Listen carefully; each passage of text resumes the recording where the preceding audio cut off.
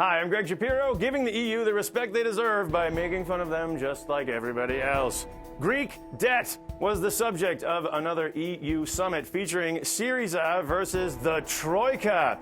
Syriza versus Troika, which, by the way, is the working title for the next Avengers film. Hulk smash, puny tax cheaters. And another summit meeting and another week of rumors that Greece may be the first country to exit the EU. Greek officials denied the rumors, insisting, Greece? No, maybe Britain. In fact, these days, it's anybody's guess. Indeed, UK Prime Minister David Cameron has now hinted that his promised referendum on a British exit, or Brexit, may come as early as 2016. Paraphrasing Groucho Marx, Cameron basically said, I wouldn't want to be part of any club that would have Greece as a member.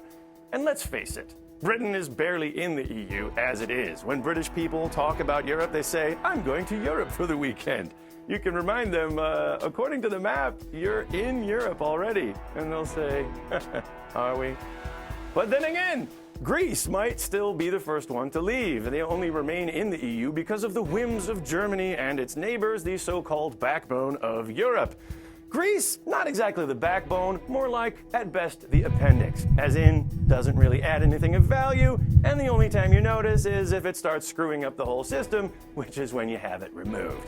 And is anyone surprised? I mean, take a look at that Greek €2 coin. It depicts the Greek myth of Europa. Huh, how appropriate. And remember what happens to Europa in the myth? She ends up getting screwed by Zeus. Ah, how appropriate. If anyone was somehow surprised by the fact that you're getting screwed by Greece, you have no excuse. They put it on their euro. So, now both Greece and Britain may be calling for a referendum vote on exiting the EU. But where does that leave the rest of Europe? Maybe it shouldn't only be up to the Brits or the Greeks. Maybe the rest of the EU should get its own referendum. We can call it the Eurovision State Contest.